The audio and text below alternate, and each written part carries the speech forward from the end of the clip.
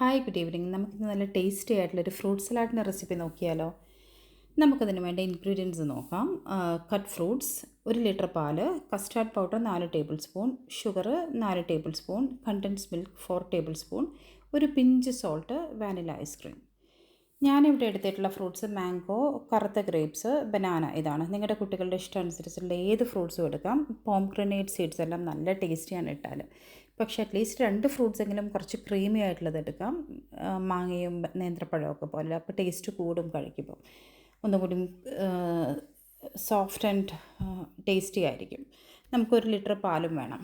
നമ്മുടെ custard powder നമ്മൾ ചൂടുള്ള പാലിട്ട് കൊടുത്താൽ കട്ട കുത്തും.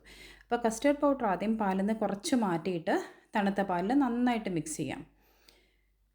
അത് കട്ടയില്ലാതെ നന്നായിട്ട് ഇളക്കി മിക്സ് ചെയ്തെടുക്കാം.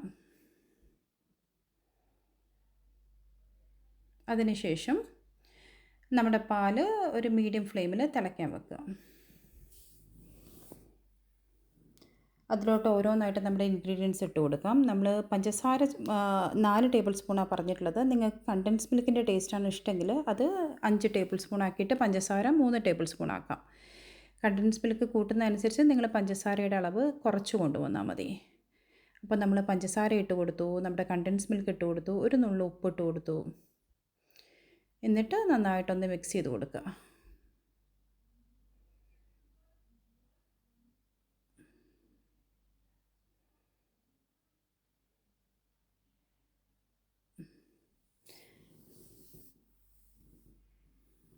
അതിനുശേഷം നമ്മുടെ പാലെല്ലാം തിളച്ച് വരുമ്പോൾ നമ്മുടെ കലക്കി കട്ടയില്ലാതെ തണുത്ത പാലിൽ കലക്കി വെച്ച കസ്റ്റേർഡ് പൗഡർ കുറച്ച് കുറച്ചായിട്ട് ഒഴിച്ചു കൊടുക്കുക.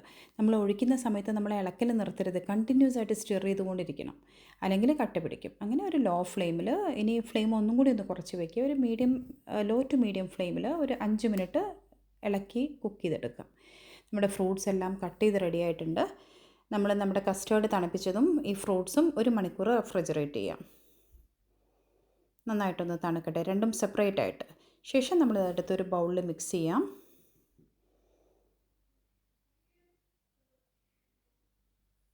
നമ്മൾ ഇത്തിരി കപ്പിലോട്ട് വാനില ഐസ്ക്രീം കുറച്ച് മേലെയിട്ട് സെർവ് ചെയ്യാം.